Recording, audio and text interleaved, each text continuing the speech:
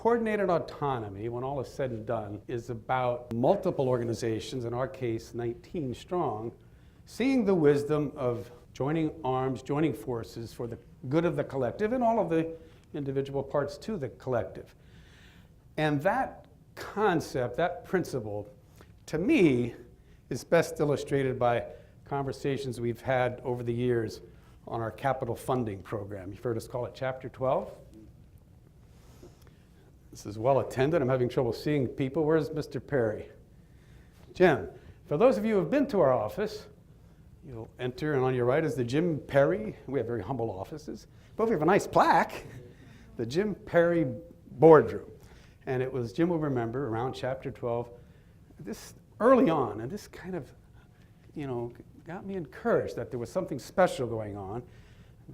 These are all long stories. I'll give you the short versions. We had a problem with the Chapter 12 program. Was it Thanksgiving week? I think it was the holiday. Steve's nodding yes. I hope it wasn't Thanksgiving Friday. We were not Wednesday. So we're in what is now the Jim Perry conference room with the highest level of the governor's office, who, frankly, they had, with good intentions, let's say, they had made a mistake. And so how to right that mistake. And we would talk, and they would, then at one point they said, we need a place where we can talk privately amongst themselves. And so they walked into our kitchen and closed the door, and they came back out and gave us a proposal, and Jim was the chair at the time. Well, that's a step in the right direction, but then we're talking about money. Like 30 million. Will 30 million make this feel all right? No. They'd go back to the kitchen, and they came back out. How about 40? Good poker face.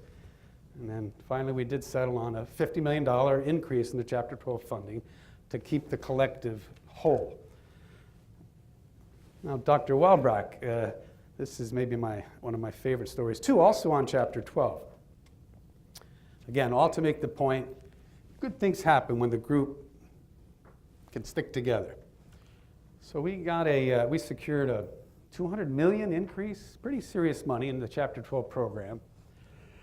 And I have to decide in the moment here how many names I want to change to protect the innocents, either individuals or colleges. But I can say this much, Bakari Lee's here. We thought at the time that Hudson County Community College, because it was our one college that had for years leased space, that out of this 200, they deserved a little bit more than the others. And I want to be clear, we didn't think that way because we got any marching orders from legislators. It was the right thing to do. So that was the recommendation we worked on. And here's where I won't disclose the other party, but the strong trustee leadership at one of our colleges said, you can't do that. Those people in Hudson County, they don't deserve that extra money. We deserve extra money. Everybody deserves extra money. So Dick then was our chair. And were you part of this meeting too, Steve? And Linda? So we go up to this law firm. Well, I've said up, so now I've disclosed it's North Jersey. To meet with this trustee, very excellent trustee, who said, this is just not right.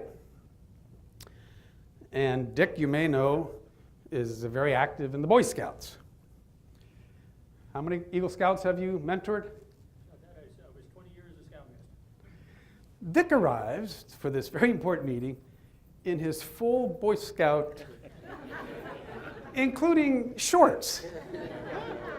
And I'm thinking, okay, I hope this other gentleman appreciates Boy Scouts. So, and then furthermore, we're standing, we powwowed, we agreed to meet before the meeting, the four of us, to plan our strategy, to persuade this trustee, because he was hell-bent on opposing this with everything he could bring to muster at the council meeting scheduled for the following week. We have to take these things to a vote. And Dick gets quiet, and I notice he's glancing up, and I said, Dick, what's the matter? He said, I got a very bad feeling about this meeting. Well, why? This firm represented my first wife, and they took me to the cleaners. Do you remember that, Dick?